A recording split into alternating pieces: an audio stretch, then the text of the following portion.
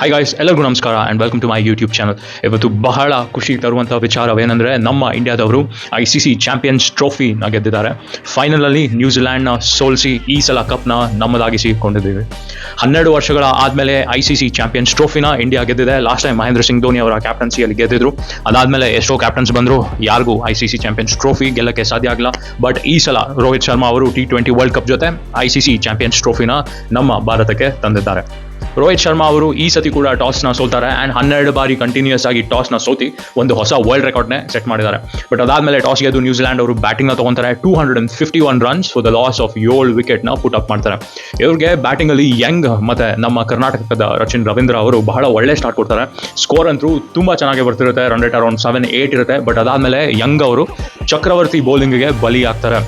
ಇದು ಮ್ಯಾಚ್ದು important turning point. So ಅದಾದ ಮೇಲೆ ಕುಲ್ದೀಪ್ ಯಾದವ್ ಅವರ ಫಸ್ಟ್ ಬಾಲ್ಗೆ ರಚಿನ್ ರವೀಂದ್ರ ಅವರು ಬೋಲ್ಡ್ ಆಗ್ತಾರೆ. ಅದಾದಮೇಲೆ ಕೇನ್ ವಿಲಿಯಮ್ಸನ್ ಕೂಡ ಕುಲ್ದೀಪ್ ಯಾದವ್ ಅವರ ಬೌಲಿಂಗ್ಗೆ ಕಾಟನ್ ಬೋಲ್ಡ್ ಆಗ್ತಾರೆ. ಸೊ ಇಲ್ಲಿಂದ ಮೊಮೆಂಟಮ್ ಪೂರ ಇಂಡಿಯಾ ಕಡೆ ಶಿಫ್ಟ್ ಆಗುತ್ತೆ. ಬಟ್ ಅಲ್ಲಿವರೆಗೂ ಮ್ಯಾಚ್ ನ್ಯೂಜಿಲ್ಯಾಂಡ್ ಕಡೆಗೆ ಇತ್ತು.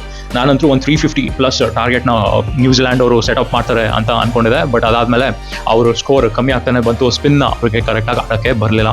ದೆನ್ ಇಂಡಿಯಾ ಬ್ಯಾಟಿಂಗ್ ಚೇಸ್ ಮಾಡೋಕ್ಕೆ ಸ್ಟಾರ್ಟ್ ಮಾಡ್ತಾರೆ. ರೋಹಿತ್ ಶರ್ಮಾ ಆ್ಯಂಡ್ ಶುಭ್ಮನ್ ಗಿಲ್ ಒಳ್ಳೆ ಸ್ಟಾರ್ಟ್ ಕೊಡ್ತಾರೆ. 105 ಫಾರ್ ನೋ ಲಾಸ್ ಇರುತ್ತೆ. ಅದಾದಮೇಲೆ ಶುಭ್ಮನ್ ಗಿಲ್ ಅವರು ಔಟ್ ಆಗ್ತಾರೆ.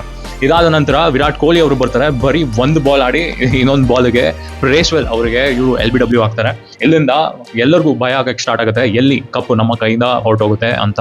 ಅದಾದ ನಂತರ ಸ್ಪಿನ್ನರ್ಸು ತುಂಬ ಟೈಟ್ ಆಗಿ ರನ್ಸ್ನ ಕಂಟ್ರೋಲ್ ಮಾಡೋಕ್ಕೆ ಸ್ಟಾರ್ಟ್ ಮಾಡ್ತಾರೆ. ರಚಿನ್ ರವೀಂದ್ರನ್ ಅವರ ಬೌಲಿಂಗ್ಗೆ ಅಂಡರ್ ಪ್ರೆಷರ್ ಬಿದ್ದು ರೋಹಿತ್ ಶರ್ಮಾ ಹೊಡೆಯೋಕೆ ಹೋಗಿ ಸ್ಟಂಪ್ ಆಗ್ತಾರೆ. ಆವಾಗ ಮೊಮೆಂಟಮ್ ಶಿಫ್ಟೆಡ್ ಟುವರ್ಡ್ಸ್ ನ್ಯೂಜಿಲ್ಯಾಂಡ್. ಎಲ್ಲರೂ ನ್ಯೂಜಿಲ್ಯಾಂಡ್ ಅವರು ಈ ಸಲ ಮ್ಯಾಚ್ನ ಗೆಲ್ತಾರೆ ಅಂತ ಎಲ್ಲರಿಗೂ ಅರ್ಥ ಆಗೋಗಿರುತ್ತೆ. ಬಟ್ ಅದಾದ ನಂತರ ಶ್ರೇಯಸ್ ಅಯ್ಯರ್ ಮತ್ತು ನಮ್ಮ KL ರಾಹುಲ್, ಹಾರ್ದಿಕ್ ಪಾಂಡ್ಯ ಅವರು ಒಂದು ಒಳ್ಳೆ ಪಾರ್ಟ್ನರ್ಶಿಪ್ನ ಕೊಟ್ಟು ಮತ್ತೆ ಮೊಮೆಂಟಮ್ನ ಇಂಡಿಯಾ ಕಡೆ ಶಿಫ್ಟ್ ಆಗಿ ಇಂಡಿಯಾ ವಿನ್ ಆಗೋ ಥರ ನೋಡ್ಕೊತಾರೆ. ಲಾಸ್ಟಲ್ಲಿ ನಮ್ಮ ಕರ್ನಾಟಕದ ಹೆಮ್ಮೆ KL ರಾಹುಲ್ ಅವರು 33 ನಾಟ್ಔಟ್ ಆಗಿ ಕೊನೆಯವರೆಗೂ ಇಂಡಿಯಾ ಗೆಲ್ಲುವ ತರ ನೋಡಿಕೊಂಡು ಇವತ್ತು ICC ಚಾಂಪಿಯನ್ಸ್ ಟ್ರೋಫಿನ ನಮ್ಮ ಇಂಡಿಯಾ ತಮ್ಮದಾಗಿಸಿಕೊಂಡಿದೆ. ದುಬೈಯಲ್ಲಿ ನಡೆದಂತಹ ಈ ಮ್ಯಾಚು ಬಹಳ ಕ್ಲೋಸ್ ಆಗಿತ್ತು. ಇಂಡಿಯಾ ಪಾಕಿಸ್ತಾನ ತರ ಒನ್ ಸೈಡೆಡ್ ಆಗಿರಲಿಲ್ಲ. ಅಂಡ್ ನ್ಯೂಜಿಲ್ಯಾಂಡ್ ಅವರು ಕೂಡ ಡಿಸರ್ವಿಂಗ್ ಇದ್ರು. ಪಾಪ ಅವ್ರು ಈ ಸತಿ ಆದರೂ ಒಂದು ಕಪ್ ಆದರೂ ಗೆಲ್ತಾರೆ ಅನ್ಕೊಂಡಿದೆ. ಬಟ್ ನಮ್ಮ ಇಂಡಿಯಾ ಕೇಮ್ ಔಟ್ ಸ್ಟ್ರಾಂಗ್.